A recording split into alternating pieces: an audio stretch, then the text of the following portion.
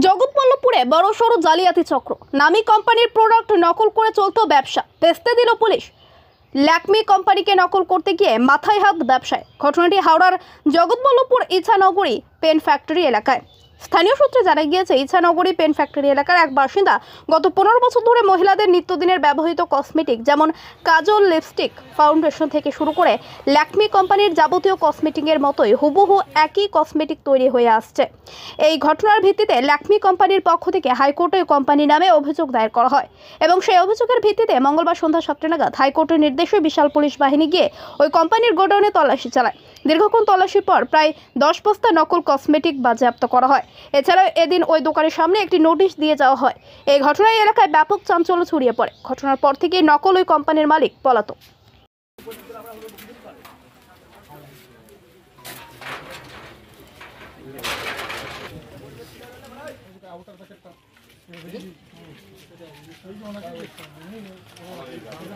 এখানে বোম্বে হাইকোর্টের অর্ডারের ভিত্তিতে আসা এই হিন্দুস্তান ইউনিলিভার কোম্পানি থেকে একটা কেস ফাইল করা হয়েছিল, যেখানে আমি as an additional special receiver appointed হই এবং এখানে আমরা ইনফরমেশন পাই যে এখানে ডুপ্লিকেট কাউন্টারফিট প্রোডাক্টস এখানে ম্যানুফ্যাকচার হচ্ছে।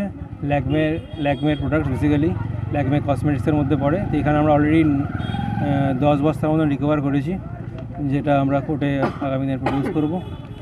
আমি অ্যাডিশনাল স্পেশাল রিসিভার দীপ্তনীল হাজরা। এই প্রোডাক্ট যে তৈরি করছিল উনি কি ধরা পড়েছে?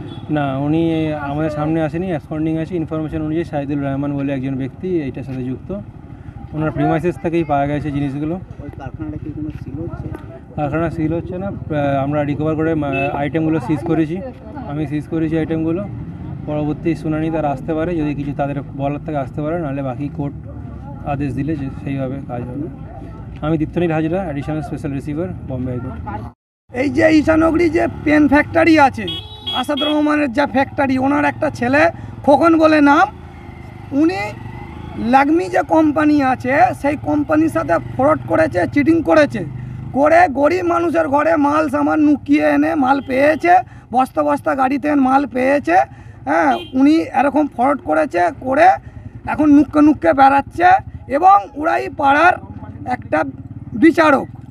উনারাই হচ্ছে মানুষের গরিবের বিচার করে।